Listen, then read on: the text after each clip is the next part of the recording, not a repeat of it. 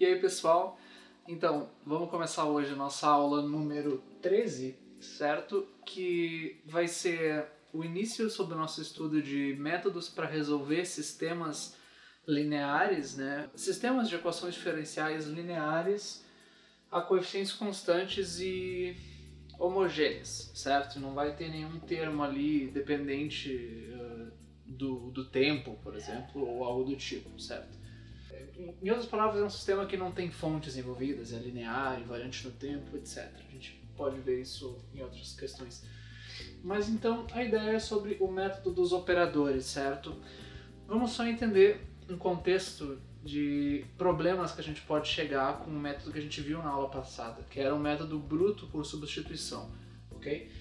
A nossa equação era essa aqui, tá? O que a gente fez foi o seguinte, a gente conseguiu isolar x2 em função de x1 duas linhas e x1 e substituir ele na segunda equação. E daí a gente obteve uma equação diferencial de quarta ordem, resolveu, substituiu de volta na primeira equação e estava tudo certo. Tínhamos x1 e x2.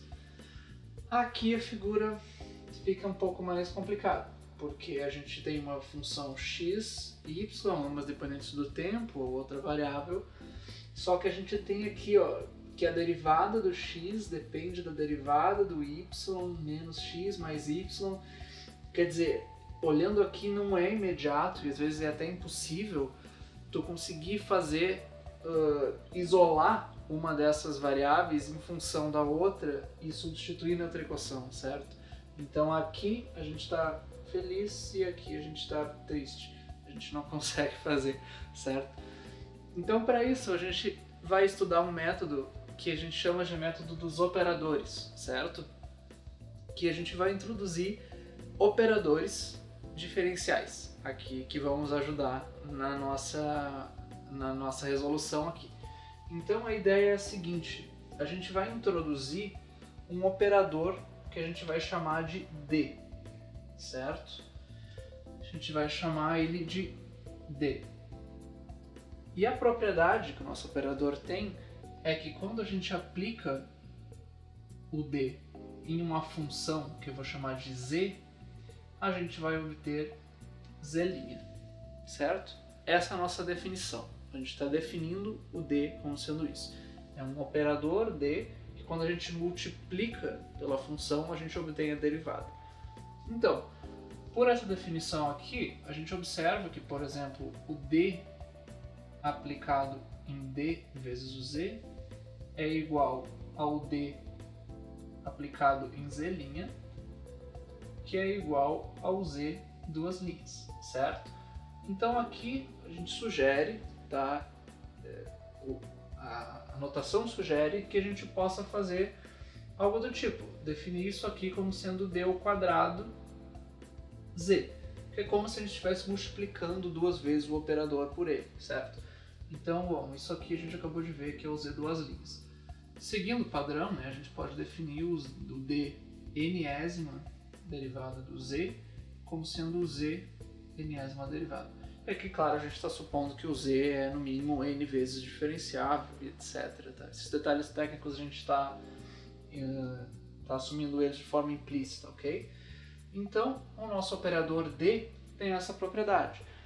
E o que a gente vai fazer é considerar polinômios que envolvam este operador diferencial D. Como assim? Por exemplo, vamos definir um operador P de D, um polinômio em função de D, que vai ser, por exemplo, D ao quadrado mais 1. Dessa forma, o que acontece quando a gente multiplica P de D na função Z, por exemplo? A gente vai ter que isso é D ao quadrado mais 1 vezes Z, e supondo que a gente possa fazer a distributiva, a gente vai ter D ao quadrado Z mais Z. E isso aqui, como a gente viu antes, é equivalente a Z duas linhas mais Z. Então, olhem bem, a gente formou um polinômio em função desse operador e a gente pode multiplicar ou aplicar esse polinômio a uma função para obter coisas desse tipo aqui, certo? Então a gente já pode começar a ver que a gente vai ter como escrever equações diferenciais lineares desse tipo aqui utilizando esse operador, certo? Então vamos só ver algumas propriedades desse operador aqui e como é que a gente pode operar com ele. Então vamos dar uma olhada em algumas propriedades desse operador de polinômios formados com esse operador, certo? Vamos considerar então aqui polinômios P de D e Q de D, ok? Então olhem só, o que a gente pode ver aqui é o seguinte, tá? É que, bom, se a gente tem, por exemplo, P de D mais o Q de D aplicado numa função Z, isto daqui é a mesma coisa que pegar o P de D, aplicar em Z, e somar com o Q de D aplicado em Z, ok?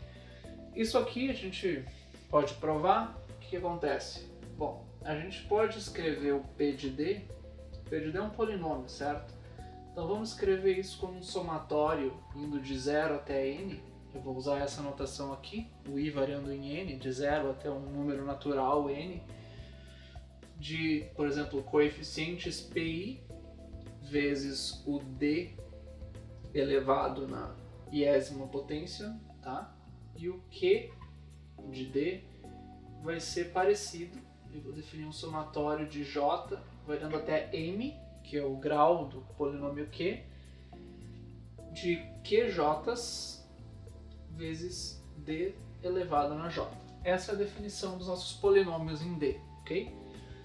Então, olhem só, o que a primeira parte nos diz? Ela diz que a gente está aplicando P de D mais Q de D na função Z, certo?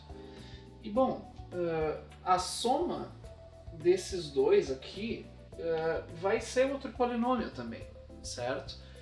E o que a gente pode ver aqui é que se a gente tomar essas definições aqui, ver qual é o menor grau, etc., a gente pode até escrever isso aqui, mas o que acontece é que aqui a gente vai obter uma outra expressão, tá? Que digamos que o grau do P seja maior do que o N, certo? Do que o M, tá? Só por simplicidade. Então a gente vai obter aqui no final um polinômio, certo? Que vai até N de, por exemplo, vou chamar de um R, I, D, I, onde cada RI, nesse caso aqui, vai ser a soma do iésimo cara dali mais o outro iésimo também, certo? Só sendo um pouco formal aqui, e a gente vai ter isso aqui, certo? Multiplicando a nossa função z, ok?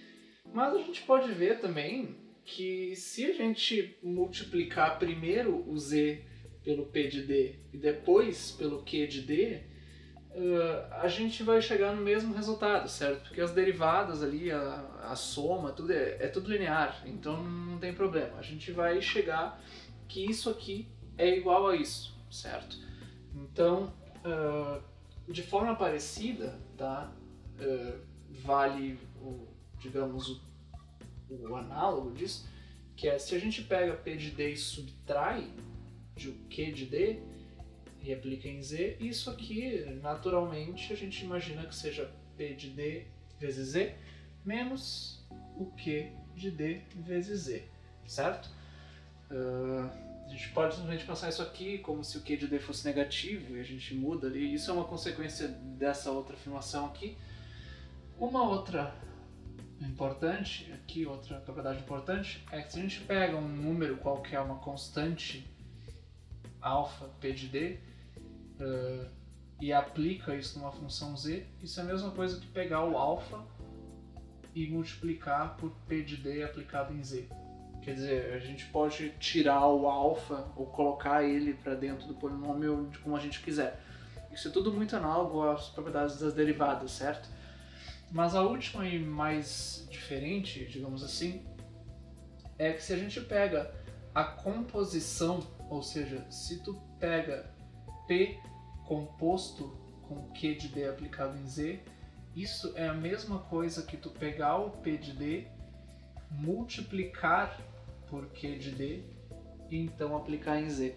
Ou seja, a composição desses polinômios de operadores é a mesma coisa que uma multiplicação, certo? A gente pode ver isso de forma semelhante aqui, ó, porque o que é o P aplicado em Q vezes o Z, né? O que acontece? Esse termo daqui, ó, é o P, ou seja, o somatório indo de 0 até n dos PIs. E agora, bom, vai ter aqui o D, né? Vai ter o DI aqui. Isso vai estar aplicado em QD vezes o Z, certo? Mas quando a gente multiplica isso, vai ser simplesmente o somatório de J indo de 0 até M dos QJ, e os D elevado na J vezes o Z vão ser simplesmente as derivadas ali do Z, certo? A gente pode observar isso dessa forma. Vai ter isso aqui, ó, certo? E a gente pode olhar que isso aqui, ó, como os termos em I não dependem de J, a gente pode colocar tudo no mesmo somatório, ok? Daí vai ficar o somatório de I de 0 a N e o somatório de J indo de 0 até M de quem? De PI vezes os QJ vezes os DI mais J vezes o Z, certo? E isso daqui, ó, a gente observa que é exatamente a multiplicação dos polinômios P e o Q, certo? Pode parecer um pouco abstrato aqui. Isso aqui é exatamente a multiplicação dos polinômios Q e D.